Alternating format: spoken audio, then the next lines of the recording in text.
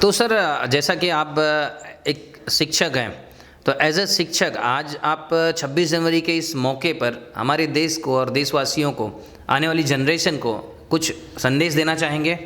Hello everyone, आप सभी को 26 जनवरी की हार्दिक शुभेच्छा।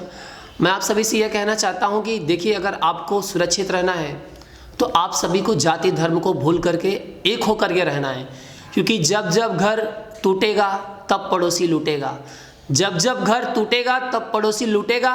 सिकंदर आधी दुनिया जीत चुका था, जैसे वो इंडिया के अंदर प्रवेश करने लगा तो पोरस ने उसे खदेड़ दिया, लेकिन आम्बी ने क्या किया? सिकंदर का साथ दिया और पोरस हार गए। मोहम्मद गौरी कभी भी पृथ्वीराज चौहान से जीत नहीं सकता था। मोहम्मद गौरी 20 बार हारा था, पृथ्वीराज चौहान ने 20 बार हराया था उसको, लेकिन जयचंद ने मोहम्मद गौरी का साथ दे दिया और पृथ्वीराज चौहान हार गए।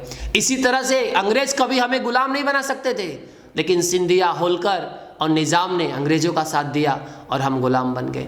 जब तक आप एक रहोगे, जुट रहोगे, तब तक आपको कोई नहीं हरा सकता।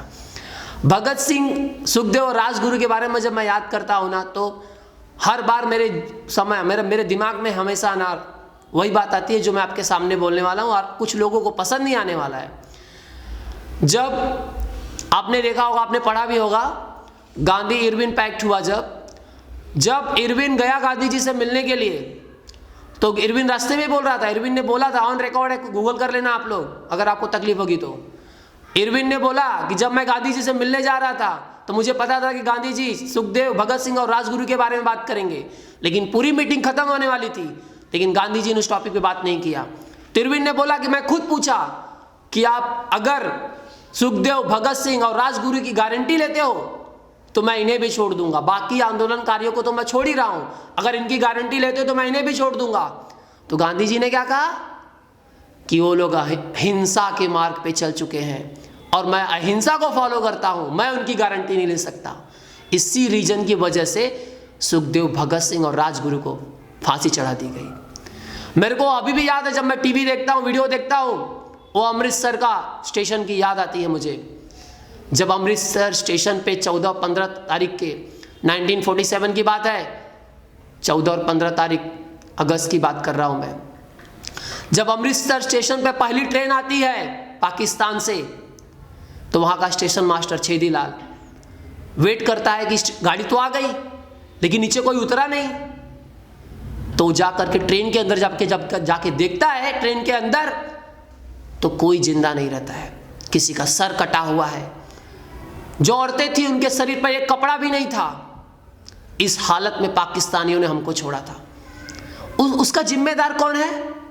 जिन्ना, गांधी जी। उसका जिम्मेदार कौन है? जिन्ना, गांधी जी, या रंगीला नेहरू? नेहरू को भी पीएम बनना था, जिन्ना को भी पीएम बनना था, और गांधी जी बोलते थे मेरे लाश के ऊपर से पाकिस्तान बनेगा।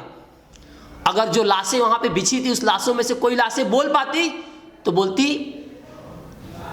गांधी जी से कि गांधी जी, आपकी लाश पे तो पाकिस्तान नहीं बना, लेकिन हमारी लाश पे पाकिस्तान बन गया।